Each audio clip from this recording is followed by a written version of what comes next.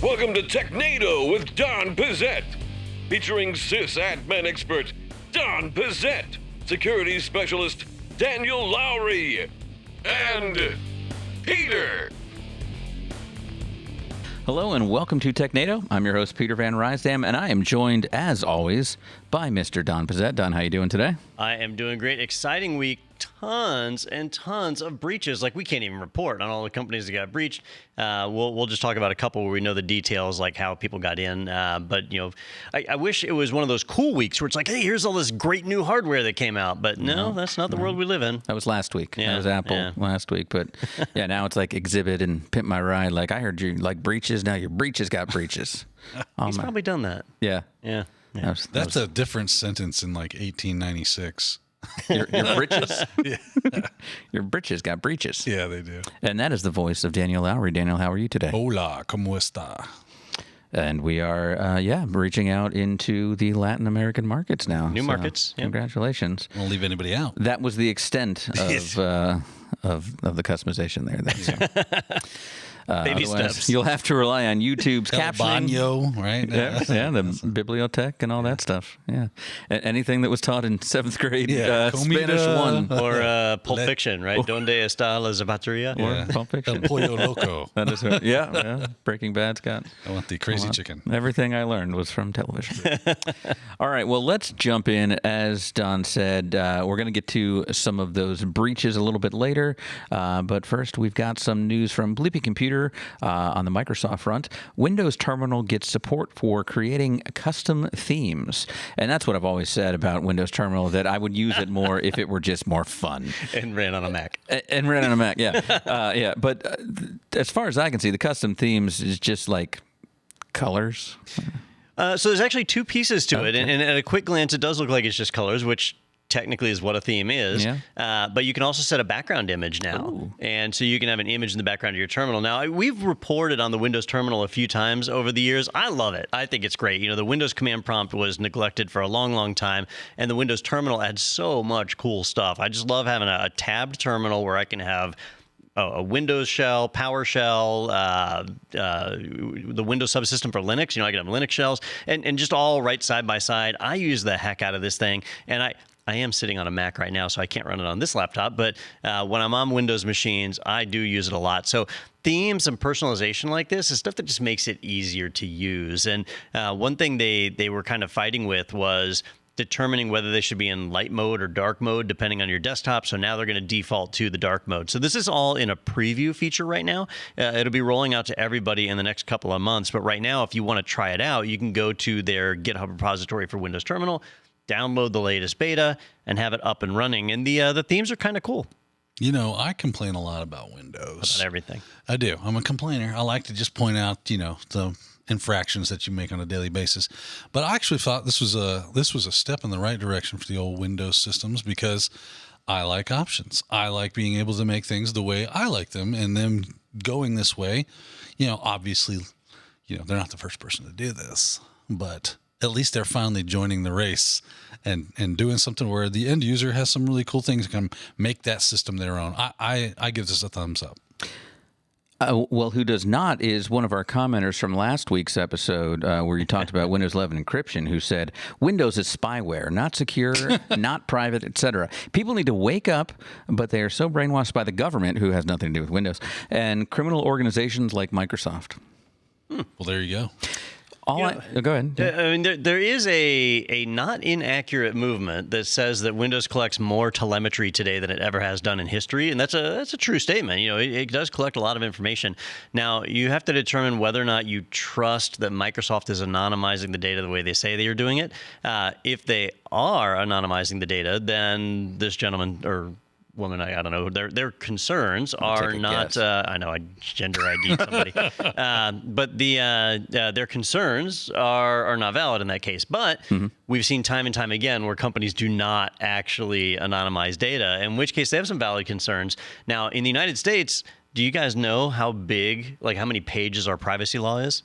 I have no clue. We have a privacy law? That's the right answer. In the United States, we don't have privacy laws. Certain states do. Like California has stuff. California, Virginia, there's a couple that are trying, but we just don't have privacy laws. So technically, Microsoft is not a criminal organization in the United States, at least not for that, maybe for other things. But in the EU, that's a different story, and we'll see how it plays out. So I don't want to discount the person who commented, like, that's a valid concern, assuming certain assumptions come true, right? But so you're saying Microsoft alleges to anonymize everything, whereas, I mean, someone like Google, they're tying that all back to you as an individual. Would you say, who do you think has more data on us? Google. I would guess Google. I would say Google. Google certainly has a ton. And, Microsoft has a hard time tying identities together when you move between devices versus Google does a really good job of that. Meta. Is that Facebook, why they always ask me to sign into Chrome on every device? Oh, yeah. Shoot. That's a big part of it. Yeah. And why they want you to use that identity to log in on other sites and so on. Yeah. I knew it. Well, all I got to say is we got to move this show along because once I started the last article, a spider touched my elbow, and then I saw it run across the arm, and I was not able to get it in time. Hey, so. you're going to be able to like swing from the walls and stuff you before think too so? long. That'd be awesome. Yeah. No, nothing yet. Yeah. I don't know if that comes over. Traditionally, he builds web shooters. He doesn't have an organic webbing. Oh. Yeah. Yeah. Well, Wait, Spider-Man? Yeah. Spider-Man's like genius level IQ. Right. Even but that's in high not school. built into him? So when he was bit by the spider, Sure. along came the instincts of the spider, which is the idea and the formula for webbing. So that's like in the suit. He constructs. have you guys seen the newest movie? Yeah. Where like one of them actually does shoot it out of his wrist? Yeah. Yeah. And they're So like, the Tobey Maguire, Sam Raimi version of the Spider-Man universe, they made him have organic web. I guess they just didn't want it. Which was funny because it kind of takes away from the story, so they had to bring it back in where he was unable to use web in the third installment of that series because he had but it was a mental block, whereas in the comics, he would run out of the solution that creates the web and be like, oh, crap. You're just giving the spider more time now, can we? Yeah. I know. We should move to an all-new studio. Yeah. Yes, We should. we should burn this building to the ground now. Get that spider. That's my vote. All right, well, let's take a look at our next one. It's from TheVerge.com. Intel processor will replace Pentium and Celeron in 2023 laptops. There's still Pentium? We're still got Pentiums?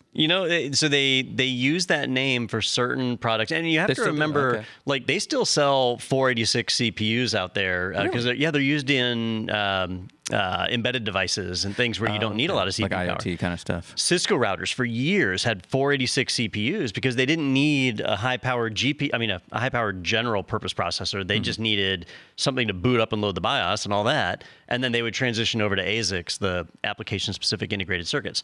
So Intel still has a full product line of all this stuff, and some of them do get the Pentium brand. And so, like, when you buy an i5 or an i9, those actually do still have the Pentium brand attached to them.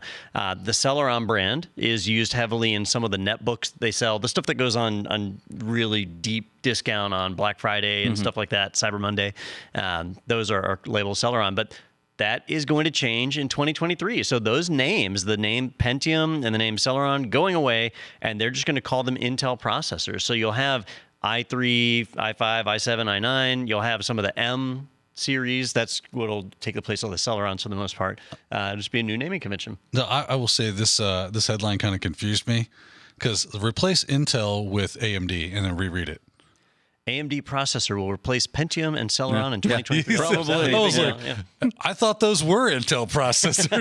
It's like, what the mic is? Did I miss something here? This is a case of marketing having to justify their existence, which is what tells me that in 2 years we'll have another story where they're like, they're bringing back and they're calling this next one the Pentium X, and it's it'll be like we've talked about iPads where you can't figure out when your iPad was made based on the naming.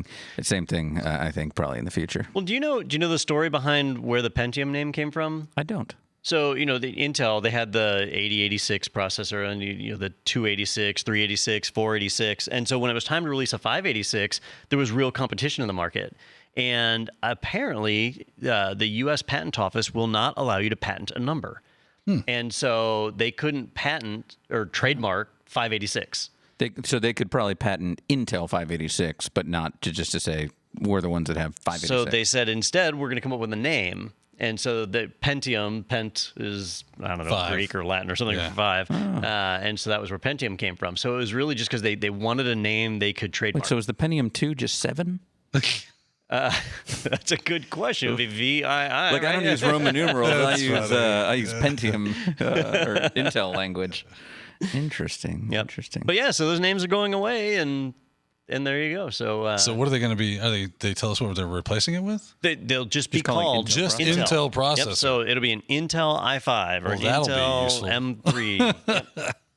Love it. I get confused with it anyway. Like I get Core is their main flagship processor or whatever, and then they have Celerons and one. Yeah, it probably makes sense to simplify. There's probably people that think, oh, I don't want an Intel chip, I want a Celeron chip. Yeah. Or, people that don't maybe know as much. So just to bring it into one brand and centralize. Just say Intel processor good. Intel processor okay. Intel processor cheapo. Make it easy for me. It is a mess. I mean, AMD's not much better, right? AMD Zen 4, Ryzen 7500. Like it's just confusing. Yeah, it is. All right, so I love this next story. This one is from BusinessInsider.com. The last man selling floppy disks says airlines continue to make orders for the ancient storage technology. And it's funny because when I was at DattoCon last week, and there was a company that their handout was those 3.5-inch floppies with like a sticker on it, and the sticker was basically like the business card.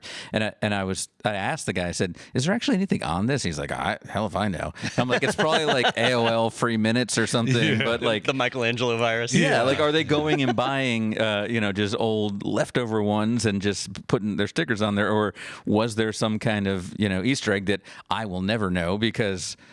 Well, I don't know. Is there a 3.5-inch floppy anywhere in this office? I have one at home. You have one at home? Yeah. I figured. Somebody in this group would have one at home, but they're saying that the airlines are still using it, which to me is frightening. So, several years ago, actually, this would be a lot of years ago now. So 2008, 2009, I was in Seattle. So I lived in Seattle for a little while, and it was the 4th of July. And they had a fireworks display from the Space Needle, right? So, they actually launched the fireworks from the top of the Space Needle. It's amazing. Cool. You can see it all over town. And so we had gathered to watch it, and the fireworks started to go off, and then it stopped. And it just sat there, and we sat there for like 10 minutes. Nothing happened. And then all of a sudden, every firework went off at once. Just this massive, like grand finale, whatever. And I was like, man, what happened? And then in the news the next day, they released that the program for the fireworks was actually saved on floppy disk. Oh my gosh. And they started the program running. So it started launching on the sequences. And after 3 or 4 launches, it froze.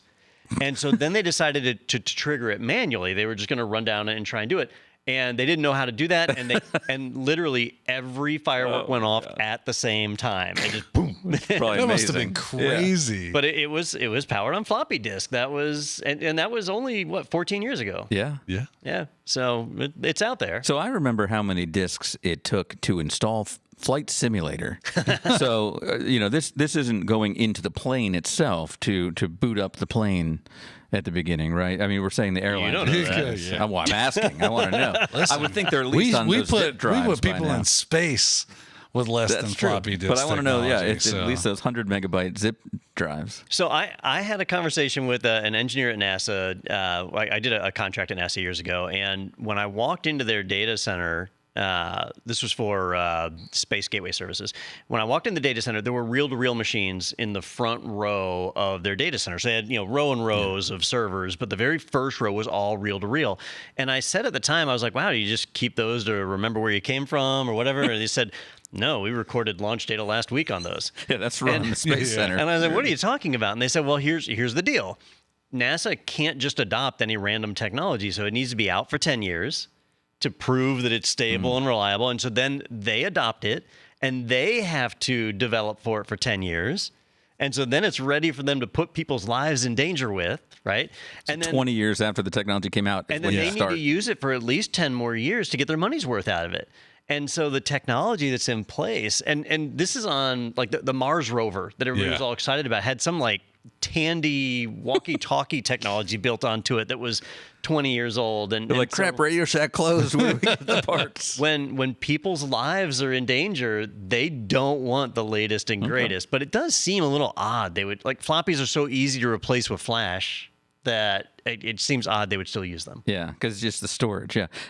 He also says, and when I say he, that is Tom Persky, the founder of Floppy-Disk.com, who is one of the few people still selling these. He says the medical sector is another, and that would be the same reason. I'd imagine we don't want the things that are breathing for you to be, the latest thing that doesn't have a patch or something. So if you're iron lung with it. If you're curious, he sells a 50-pack for only $59.95. Whoa. Which is not that different than the pricing back in the 1990s when these mattered. Well, it's probably harder to find now. 50-pack of these. Because I doubt he's manufacturing them still. I bet he just bought a bunch of old stock. Looking at the site, I see Verbatim brand, Imation brand. So he's got different brands. You're probably right. He probably does not manufacture them. Yeah. That's crazy. Well, now I wish I'd kept one of those floppy disks from that conference and I could have given it to Don. You wouldn't have put it in your computer. I thought you were talking about how much money it would. Curious to see what was on it, yeah. I introduced my oldest daughter to Thundercats this weekend. Oh wow! Which she absolutely loved, and she was talking about wanting to dress up. The new one, isn't there a new one? No. This is the original 85, good. right? And she's like, I want to dress up like Wile E. Kit for Halloween. I'm like, man, I used to have a Thundercat outfit, and I went on eBay. It's $475 now. Oh, jeez! You will not be dressing up. No. So I watched some of the Thundercats with my kids. I started to, and we watched the pilot, and I was like, I don't remember them all being naked. Yeah, I do. And I guess it turns out it was like just in the very beginning, and then the studios complained, and so they put clothes on them. Yeah. There's like a whole section where they were like explaining how now that we're going away from, Thundera, you will need protective clothing. All right, let's form into what you wrap your legs around. I didn't remember them being like insanely strong. Panthro like grabbed a mace and crushed it. Like it exploded. And then he picked up the Thunder Tank. No, I mean, I'm like, what the heck? I didn't realize they were the Hulk. Panthro was a badass. He was a badass. There's no doubt. My daughter asked me if you could be any of the Thundercats. I'm like, Panthro. That's easy. Yeah. Easy win for Panthro there. Fun. You're raising them right. Yeah. Good for you. The Robears. All right, let's take a look at our next one from it.slashdot.org. Microsoft Teams stores Auth tokens as clear text in Windows, Linux, and Macs, which, from the little I know, is bad, right? There's actually two red flags in this story. So one of them is the fact that, hey, here we have tokens stored in plain text. And if you're not familiar with tokens, when you log into a website or a service and you provide username and password, maybe you do MFA, right? So once you pass through authentication, an authentication token is generated. It's like a identity string for you. And then every other message you send to that server, you send that token along with it, and that's your authentication. That's how it knows who you are. If someone gets a hold of your token, they can hijack your session. They can take over the session, and now they are effectively you, and they don't have to log in, and they just got past MFA and all that other mess. That's really bad. So that's one red flag. The other red flag, though, is that the researchers reported this to Microsoft, and Microsoft said, it's not a big deal. It seems to be their MO when they get stuff. Well, it's not a big deal. This is where I wanted to get your opinion, Daniel, because Microsoft does have a bit of a point in that in order for an attacker to take advantage of this, they would have to be on your network, so they have to share your public IP to be able to hijack the session. Okay. But they would also have to have access to your file system to be able to get at the token. Okay. So at that point, is the token particularly the problem? If they have to have legit access to your file system to get the token, and it's like, is it not crossing the wire at any point in time? Well, it's encrypted when it crosses the wire, so it's being stored at rest. All right, so they're doing a good job at passing tokens back and forth. All right. Yep. So if it's encrypted and you have to have access to the de-encryption capabilities, then I could see them being like, it would be so difficult for someone to gain access to this thing that it's improbable. It's not impossible, but it's improbable. Well, but you're saying, Don, even if you do get access, that means you've already had access to the network. Well, they at least have access to that device. I mean, if you have a big flat network, then you might have access to other areas in the organization. But if most networks are segmented, data isn't, so you have very limited control and capabilities of crossing that network. So you're probably kind of stuck pivoting is what you're looking to do once you gain access to a system. But if you had that token at that point in time, you could at least get into the Teams messaging system. It's not impossible. Yeah. It's just like, it seems unlikely that it would happen. See, I figured you were saying Microsoft was like, not a big deal because they didn't want to pay a bug bounty. Haven't they done that before? Or they're like, no. They have, but they've got the money to pay the bug bounty. So I do tend That's to. how the rich stay rich, Don. I do tend to believe Microsoft when they say it's a lower priority on things like this, but sometimes they're wrong. It happens. It does. And so the security researcher is doing the right thing and saying, all right, well, if you don't think it's severe, I'm going to release it to the world. Let's find out if it's severe, right? Yeah. And if it turns out that, well, there is a way to exploit it, then I bet Microsoft will rush to do a fix, and they'll probably pay the bug bounty too. But As they should. If they release it to the world and it turns out not to be severe, then they did the right thing. And Microsoft didn't say they weren't going to fix it. That happens sometimes, right? But this time they said they will fix it. It was just a low priority. Right. It's just down the line. And because I think we just talked about this the previous week, because Teams is an Electron app, it's the same function on Windows, Mac OS, and Linux. And that means this affects all three operating systems. So it's in plain text on all three. And my first thought when I saw this was, well, if I've got File Vault on or BitLocker or Lux, if I'm encrypting my underlying file system, then who cares if the token is encrypted or not? But if I've already booted the system and unlocked the drive, then it's effectively decrypted at that point. And so I can see where the security researcher is coming from. Obviously, they wanted to get a feather in their cap. Everybody wants to get a CVE they can claim credit for. But in this case, we'll have to see if somebody finds a way to exploit it. I just bought one on eBay. You get an NFT for it? That's how it works. Oh, yeah. Yeah, I saw CVE's on the blockchain, right? I saw a shirt at the at the college football game the other day that said NFT non-fungible tailgates, and I was like, I like that shirt. So you bought one of those? No. So you stole one. It was a one of one. They only accepted payment in Bitcoin. You hit the guy with a sack full of nickels. It was my dad. Yeah. All right. Well, let's take a quick break, and we've got those breaches you were talking about to get to, so we'll do that right after this on Technado. Technado. Technado. Whatever the show is. See you then.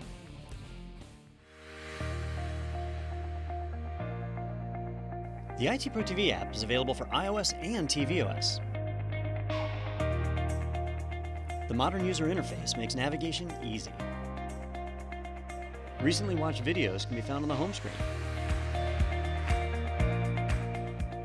as well as our daily live streams. Choose landscape mode for larger viewing. Access the entire course library by clicking on the play icon. Navigate our content by category, certification, and job role. Learn where you want and when you want as a premium annual member by downloading episodes for offline viewing. Watch on the go and pick up later on any of your favorite devices. So head to the App Store and download the IT Pro TV app.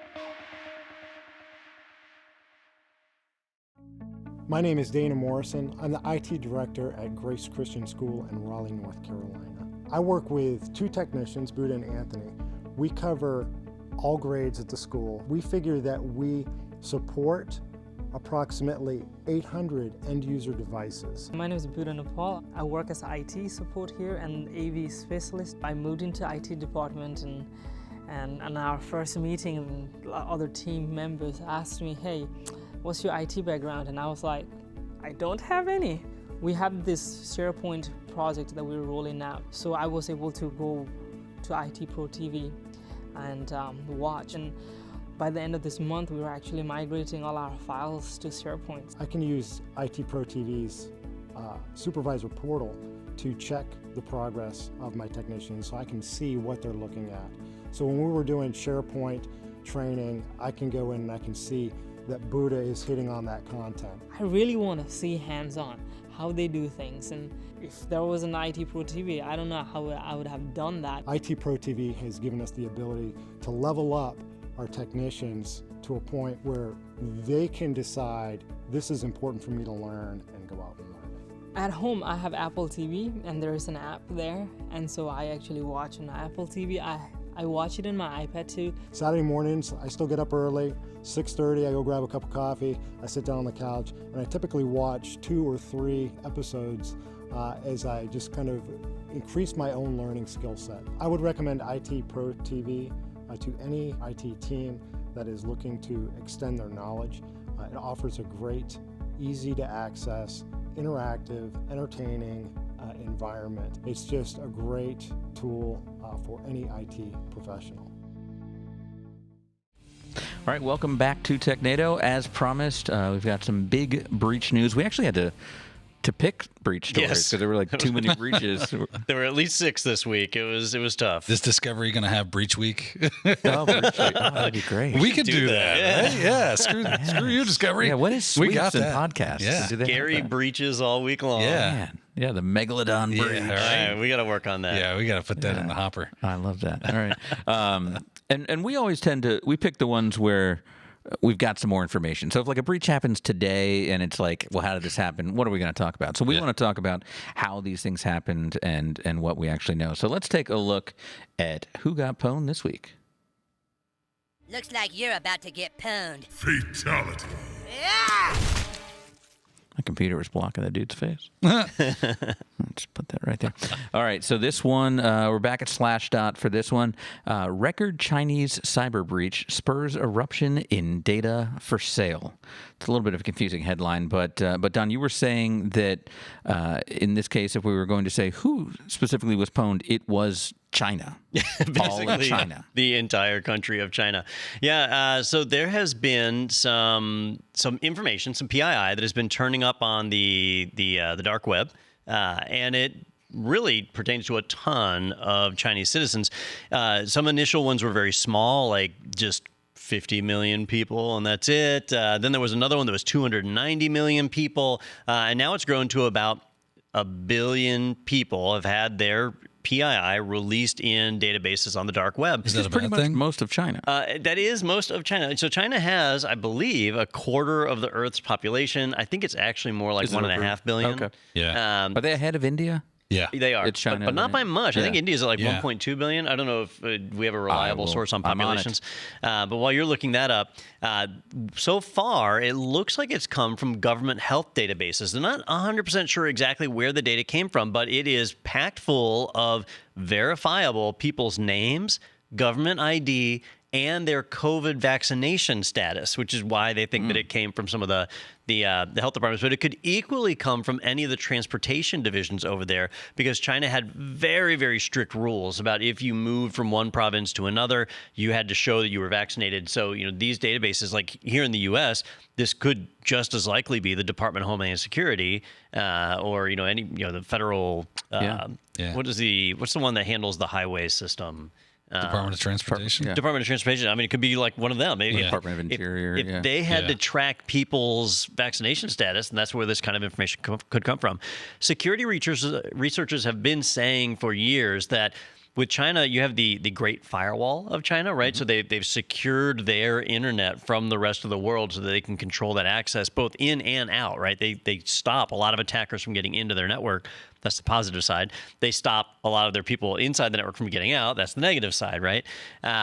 Well, apparently a lot of organizations within China's firewall think that the network is safe, and so there are thousands of unsecured databases that can be scanned and found. And so this one looks like it falls down to lax security on the people standing up databases. Wow. That's fun. Assumed security, because that's how it works. Yeah, there's some products like MongoDB where Yeah. it's blank passwords by default. MySQL used to be that way, but now it makes you run a script to set at least a default password. So it's funny, it kind of exposes the fact that they're not the only ones that have ever done that, right? We do it too. Other countries do it too. Other organizations, people randomly, they just think, oh, this is a secure device, or I'm inside of a secure facility or area. I don't have to worry about security. You always have to worry about security. That's just that mindset that has to change. It doesn't matter whether or not you believe it's secure. You need to know it's secure because you secured it. That makes sense. That's the way I think.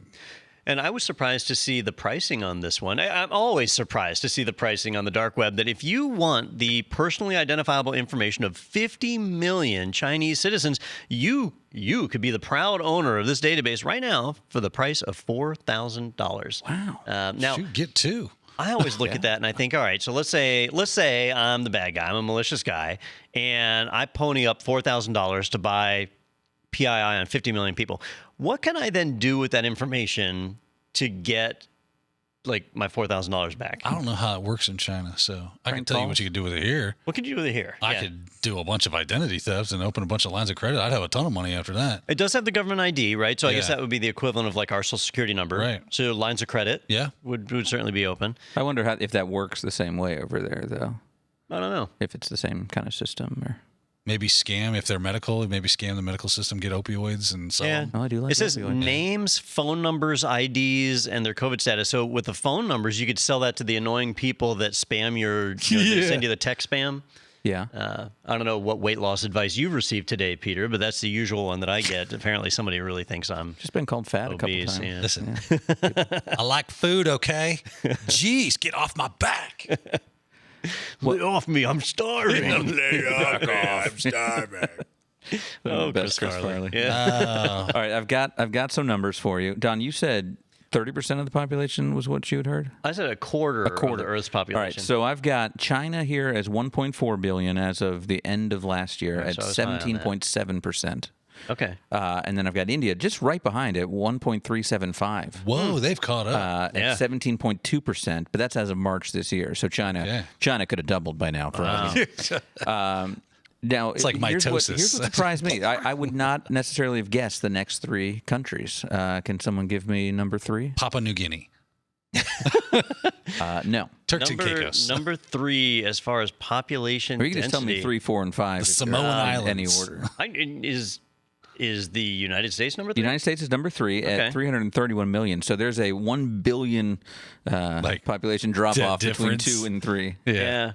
I know I saw Russia's number a while back and was surprised how low it was. So I don't think they're number 4. They're number 9 at 145 million. UK? No, UK is down pretty far. France down at 20. Brazil? UK is 21. Brazil's 7. Oh, that's a good one, Don. 7? All right. Yeah. Stay in Asia for these next 2. For 4 and 5. Really? Which makes me think, like, if I take a baseball and I glue a couple, quarters to one side, when I throw it, it's going to wobble. How is the Earth still just spinning normal if everybody is in Asia? Because it's not a baseball. I disagree. I think it's the threading, right? The mountain threading. Yes, that's it. Yeah. Threading of Nepal. Yeah. All right. Number 4, I'll give you Indonesia. Oh. No way. Indonesia's rocking 275 million people. No wonder why the skyscrapers are so tall. How do you fit that many people on? Yeah, you go vertical or go underground. Right. Yeah. And 5 really surprised me. Pakistan. 229 I mean, they're right next to India. They are right next to India. Yeah. So do you think they're just bleeding over? Yeah, maybe. Yeah, Or they're just like, we got to start making more people. Can we move in? They aren't they kind of like They do not friendly? get along. They're Yeah, not fans. they are. Because this says this figure includes the population of Pakistan-administered Kashmir, because that's the disputed Kashmir region. Gotcha. Yeah. Oh, so maybe there's a lot of Indian people in the Kashmir Could be, region, potentially. I don't know. This is not a geography or a politics podcast. It is not. Yeah. Nigeria, number 6. Good old Nigeria. Number 1 for Africa there. You got to go to 7 for South America when you get to Brazil. Anyway. Iceland. Learn something new every day. Iceland. I'm scrolling. There's like 60 people there. Scrolling. Yeah. The Republic of the Congo. Okay, how many can we name? Did you see it's a Will Ferrell movie on Netflix, the Eurovision, the Eurovision Song Contest? Mm-mm. It's like their American Idol. Each country has their own contest where they create their best song. Gotcha. And then Europe as a whole, they all compete, and so like one country, gets picked as the best song.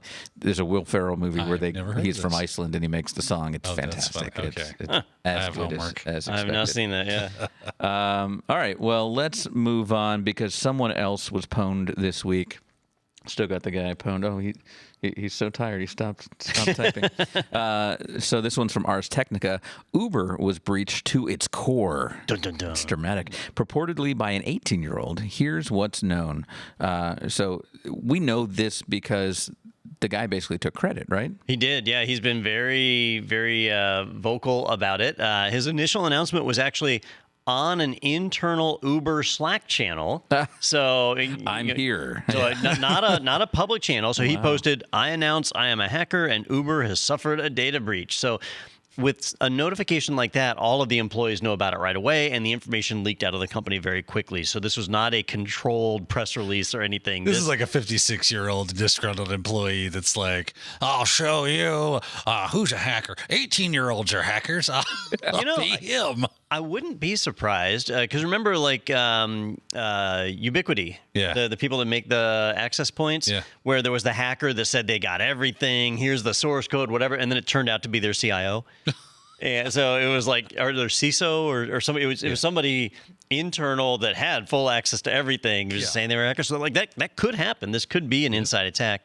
But the hacker has communicated with a few journalists because that's what they did. They notified journalists right away and basically communicated a few really interesting things. So one, this followed the standard pattern we're seeing these days, which is they social engineered an employee to gain credentials. Once they had the credentials, they were able to VPN in. Once they VPN'd in, they started roaming the network. And while roaming the network, here's the part that'll make Daniel grind his teeth. They found a network share on the network that was called scripts. And inside, they found a number of PowerShell scripts. One of them had admin credentials hard-coded in the script. And they were like, I didn't know it was my birthday and Christmas. So they found a hard-coded admin username and password that obviously didn't have MFA on it if it was running from a script. Right. And hard-coded like that. And then they had the keys to the kingdom. That is... That is what to not do in security 101, right? Yeah, I mean, I have to wonder, is that negligence on current staff, or was this some kind of like legacy? But look, Uber thought they thought just like China, right? We have a perimeter. You got a VPN to it. It's fine. You can't be breached. I can put that kind of stuff in here because it's safe. So I know back in the early 90s when I would message someone on AOL Instant Messenger and say that I was with AOL and request their password, and they'd give it to me, the first thing I would do is go change that password.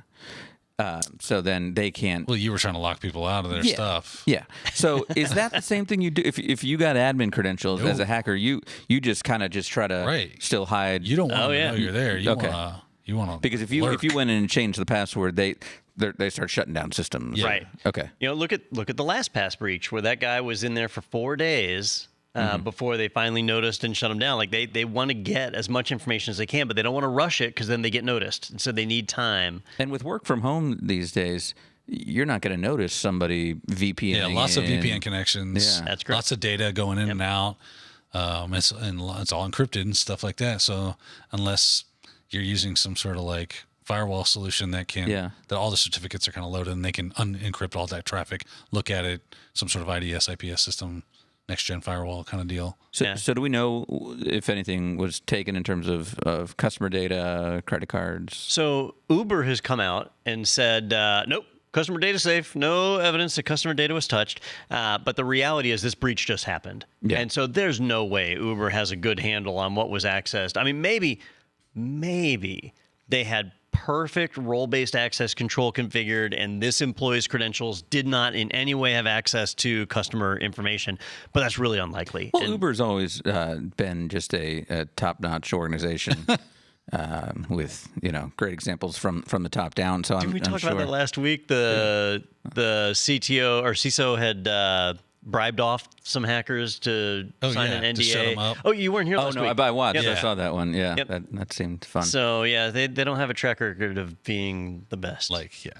Not at all related to tech, but I did see a headline today that I think it was the CTO or the CIO of Beyond Meat bit a guy in the nose. Yeah, in the nose. At I heard about that. Arkansas football game this weekend. Tore the tip of his nose off. So just think about that, Don. He was so protein deprived. He was like, he raged out. Well, that's why he didn't bite it off, because he's like, oh, wait, this is meat. Yeah, I'm not supposed to have this, but it's delicious. Not good stuff. But, I got a prion disease. So I don't know who has a worse week, Uber or Beyond. Biting somebody. I mean, that's pretty crazy. Dude, at a game too. Was that the last Mike thing, or Tyson did he open here? with Like, that? what the heck is going on? Yeah, because you got to get close. No one's getting that close to my face. Where I guess if they're rolling on the ground or something, fighting. In a real fight, typically you get pretty close to I people. guess so. I guess, yeah, Have that's you what I'm ever saying. been in a fight? One time. You did? Yeah. I got to hear that Seventh story. grade or something. But She was tough. yeah, that girl was mad. Fifth graders look weak, Yeah, but they can mess you up, son. just because you're in high school, that you. Yeah, I'm sorry. She was in fifth grade. It was last week for me. This was last week for you. Yeah, Gotcha. that girl. Took my lunch. money. Next time. All right. Well, want to let you know about some webinars we have coming up, or specifically one, Be Cyber Secure with Ben Fink. That is taking place on Monday, October 3rd. Now, is this kind of like the All Things Cybersecurity, where we're just It's very similar talking? to that, but I think we're going to just kind of have more of a what's the word I'm looking for? There's a presentation Yeah, beforehand. it's before the comfortable. Q&A. It's just me and It's conversation. and Ben conversating, keeping it intimate. Conversing. Intimate. It's conversating. Or I'm sure we'll probably take some stuff from the audience or stuff. I don't have the rough details on that yet, but good. It'll still be good to watch regardless because it's Ben Fink. And the boy's got skills and he's got knowledge. And if you're looking for some cybersecurity know-how, you want to talk to old He's Ben. crafty. He is indeed. Yeah. That's the word I'd use. Yes, Crafty. I like that. It's an apt description of my boy Ben. Well, head over to itpro.tv/webinars and you can register for that one. You can also see all the past ones like we've had Ben on before. We just recently had an All Things Cybersecurity with him where it was just the Q&A from the audience, which was great as well. So be sure to check that out, itpro.tv/webinars. And also go ahead over to technado and you can see all the latest episodes. You can send in some viewer mail. Let us know what you'd like us to talk about or why we got the populations wrong or whatever we did. Or explain to me why the Earth doesn't just spin off its axis into deep space because of all the people on one side. I mean, if you get on an airplane these days, they tell you, hey, we need to scoot some people over on the left side. That is true. Maybe that's just me. But Yeah, he's assumed that the Earth is equally distributed in its weight. I thought it was completely... And he's assumed it's round. Yeah. Yeah, like if there's a mountain on one side, I'm almost positive there's a valley on the other side. Exactly. At the complete opposite side. Isn't Death Valley right across from Nepal and all That's that? how it No? works. Yeah. Grand Canyon right there. Yeah, pretty sure. Yeah, that checks out. That's just science. But also click that big orange button in the corner that says sponsored by IT Pro TV, and you can get a 30% off code for your personal membership. You can also request a team trial, and we'll get you in touch with someone who can do a demo for you and show you all the great features available for teams from IT Pro TV. That's over there at technado.com or technado.do. All right. I'm going to do some geography lessons. Don's got a meeting here soon, so we'll let him get to that. And I've got to find a spider with a blowtorch. Yeah. So what's I'm that gonna do pump that. sprayer full of kerosene over there for? Yeah, nothing, but I would suggest you leave the room. Could be like John Goodman and Arachnophobia. Yeah. Are there sprinklers in this room? If you haven't watched that movie in a hot minute, I highly recommend It check holds it out. up. It's All right, still so holds up. Arachnophobia and Eurovision on Eurovision. Netflix I got you. are the ones you got to check out. Netflix. And got if you that like Blades of Glory, it's that kind Okay. of Blades of Glory was awesome. Yeah, It's pretty I fun. think you'd like this movie. All right, everybody, thanks for watching. We'll see you next week right here on Technado.